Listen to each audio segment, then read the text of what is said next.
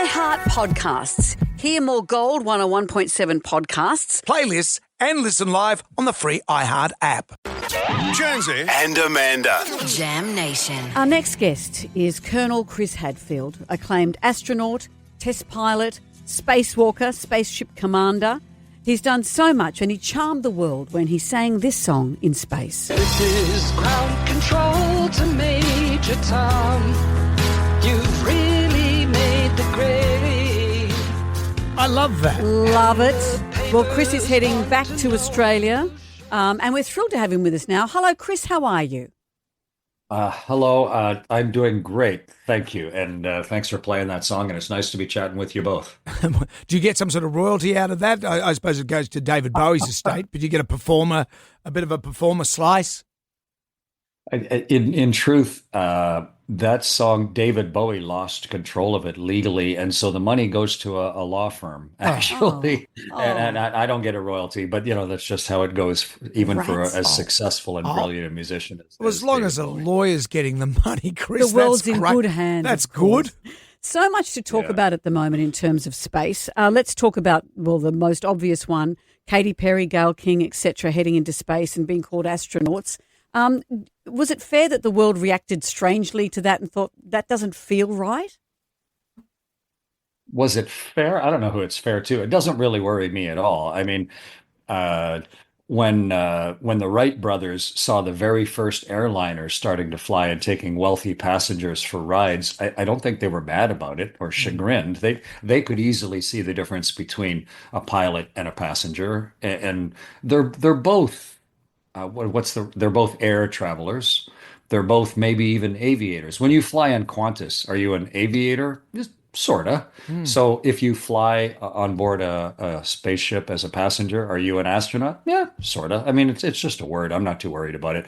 But it was just kind of fun to watch, and they sure made the most of the moment. And it was just, a flash in the pan entertainment. Meanwhile, friends of mine are living and working on the space station, and two women did a long, arduous spacewalk not for a couple weeks ago. And the most experienced astronaut in American history is a woman. So I'm not too worried about some folks posing and going for a ride. It's just kind of entertaining. Yeah, and you spent a bit of time in space. When you came back, what sort of adverse effects, what did you feel when you came back to Earth's gravity? It's proportionate to how long you spent. They only spent about 3 minutes up there, and so virtually no adverse effects at all, maybe a little nausea. But I spent 6 months, and there's a huge readaptation of the body. You lose muscle fiber, your balance system shuts down, your heart shrinks, you lose bone, you get osteoporosis. I lost about 8% of the bone in my hip cradle and my upper femur.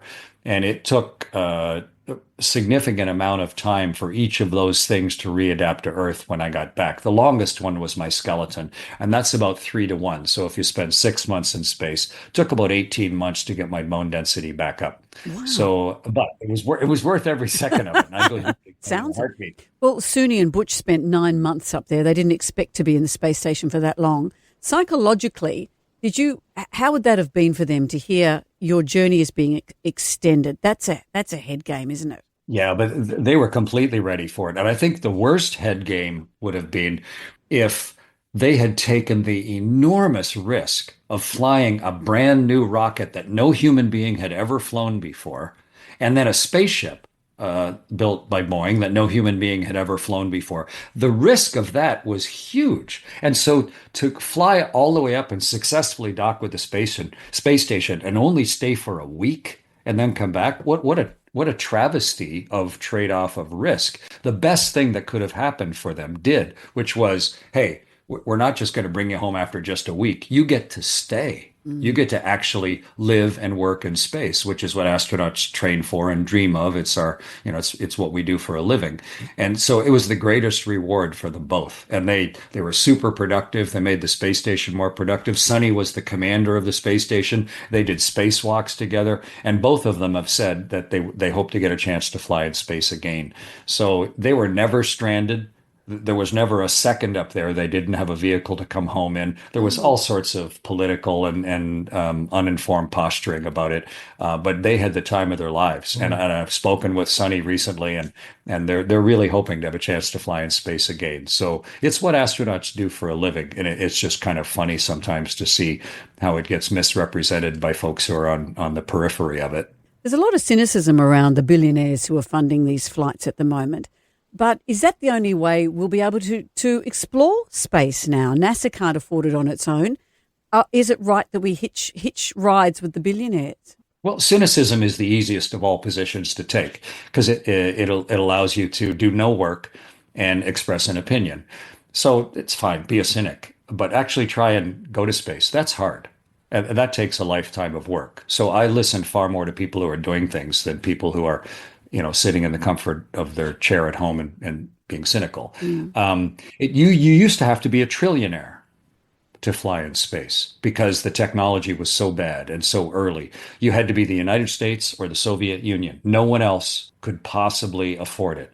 But because so many astronauts were willing to take risks and a bunch of them died, we now have invented and improved the technology so good that now a private citizen can fly in space for the cost of a luxury car. And it's still a lot of money. A true luxury car is a lot of money. But look around Sydney or Melbourne or whatever. There's a lot of luxury cars driving around. Yeah. So that's pretty incredible.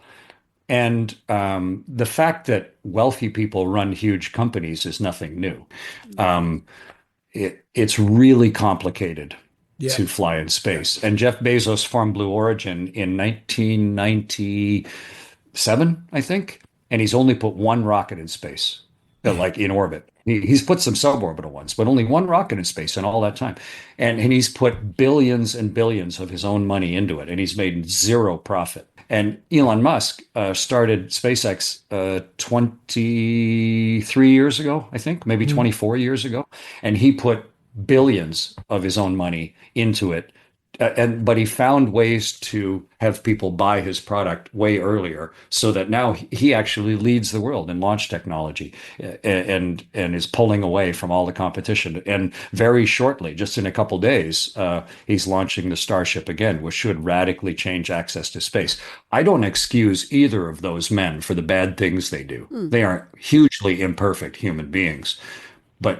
But at the same time, some of the things that are happening in the world are pretty amazing here as well. And I think it's important to keep perspective and make your own judgment and not just, be a cynic. Exactly. Well, we're dying to see you back in Chris. Australia. When you're on a long haul flight, you just sit there and go, hurry up, 15 hours, come on. Speed it up. I feel that way on a spaceship crossing the Pacific. It's like, gosh, it takes 45 minutes to cross the Pacific. Too much. Come on. It's just, could we possibly get to shore, please? But that's the way it goes. Chris, it's so great to talk to you. Chris Hadfield's Guide to the Cosmos.